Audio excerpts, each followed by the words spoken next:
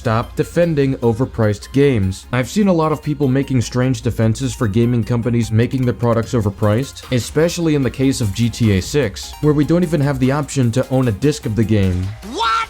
What are you talking about? Yeah, we're not even getting a disc. We're just getting a download code inside the box, which isn't even physically owning the game. On top of the standard edition being $80, the full game is actually $100 when you factor in the Ultimate Edition, since many of its gameplay features such as various shops or vehicle customizations are going to be behind a paywall, because for some reason they just had to raise the prices this high for a game that won't even be 60 frames per second at launch. By now I thought that would be the bare minimum, but I guess not. And this is on top of the fact that consoles are getting more expensive, alongside PC hardware, largely thanks to RAM being more expensive now. Maybe it's just me, but I remember when gaming was a lot more affordable. That's what I found appealing about games in the past. But a lot of this just strikes me as anti-consumer, because I really don't see the need for a multi-billion-dollar company to raise the prices this much, especially when gaming has become even less affordable over the years. And to be clear, this doesn't mean I'm not excited to play GTA 6. The game could end up being one of the greatest games ever made, but I'd still have this issue with Rockstar's practices. To put it into perspective, the game could literally be $15 and they'd still make a fortune off the game. Now that's not me saying the game needs to be $15, but this does put into perspective how unnecessary it is to raise the prices this high and make it even less affordable to play games. I feel many of us already agree on what's being said, but apparently people have bent over backwards to justify this as if their lives depended on it. Why?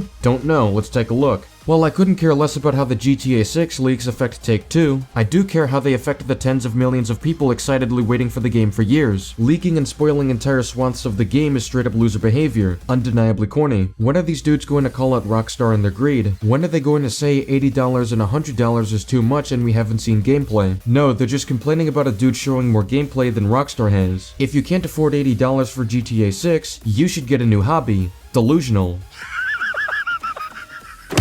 Well, this is some ridiculous cope, but to start off, I can certainly agree that the GTA 6 leaks are not okay. Sure, there's no reason to feel bad for how this may affect Rockstar's numbers, considering the leaks aren't going to change the fact that so many people will buy this expensive game, but I agree that leak culture is definitely an annoying part of experiencing media for both creators and fans. Regardless of Rockstar's greed, there's still developers and fans who care about the craft, and now the intended experience is going to be affected by the leaks. However, calling out Rockstar's greed is absolutely warranted, and there's absolutely no reason you should be defending their greedy practices. If you can't afford games, then you should get a new hobby? I'm gonna pretend you didn't say that. How is that a defense for the pricing? That doesn't make it any less greedy, especially since the full game is actually $100. It's also just disrespectful to needlessly make someone's hobby less affordable for no good reason. What was so necessary about making the standard edition $80? They're doing this to make more money that they frankly don't even need that much anyway. I mean, what's the limit we're gonna set on this? Can we raise it to $110?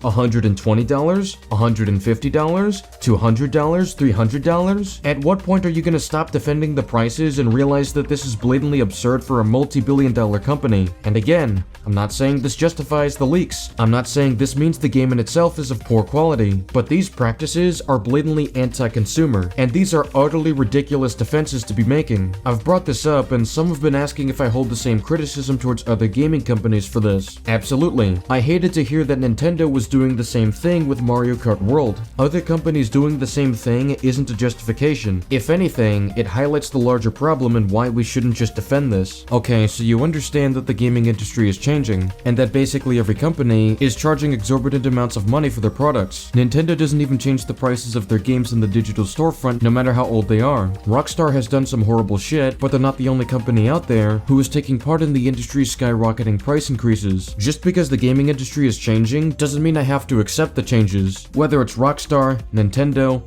whatever it is, raising the prices like this is blatantly anti-consumer, and people have the right to voice their issues with this. What is this logic? Because it's popular, it should be cheap? This is so brain dead. Where's that ever happened? GTA 5 cost $60 over 12 years ago, which in today's money is $86, so it's technically less than the last game. You can't possibly be this dense. Humanity is doomed. So this is a common straw man I've received. I never said it should be $15 just because it's popular. What I said is that if it were $15, it would still make a ton of money. So there's no reason to defend an $80 game. It's an exaggerated hypothetical to illustrate a point. And on top of this, the full game is still $100. And at least with GTA 5, it came with a disc at launch. And on top of this, consoles and PCs are more expensive than ever. So I don't see the reason to add on to that by making the games more expensive too. Absurd pricing, and it's the biggest game of all time. Where were you people when CD Projekt was selling a broken mess of a game for $60? Broke SMF. Bigger doesn't equal better. A game can be grand in scale or long in runtime, but that doesn't inherently make for better quality. And besides that, if you set a precedent that it's okay to make the game this expensive, you're going to incentivize other companies to similarly raise prices for some of their biggest games. I mean, that's what happens when you normalize practices like this and defend them as much as possible. Give us physical media discs. Sincerely, everyone. You sound like an idiot blaming Rockstar for Sony's decision.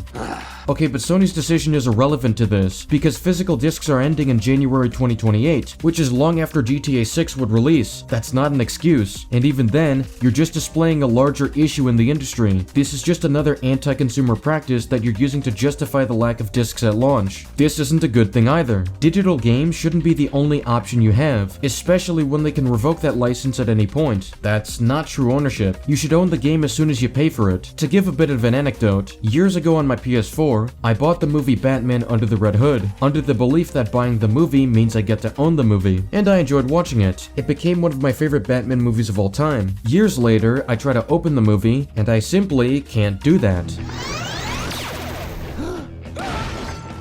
Because apparently Sony discontinued movies and shows you're allowed to buy and removed it from people's libraries, without even refunding the purchases. It's greedy and scummy. Dick move. It is the definition of anti-consumer, so it'd be a bad thing for Rockstar to enable these practices. If the game was $15, Rockstar would still make a shit ton of money. I mean, duh, but the game isn't and shouldn't be valued at $15. $80 is only 10 more than the average AAA slop companies put out yearly. Like Spider-Man 2 was $70, that was a waste but no outrage. Are you sure?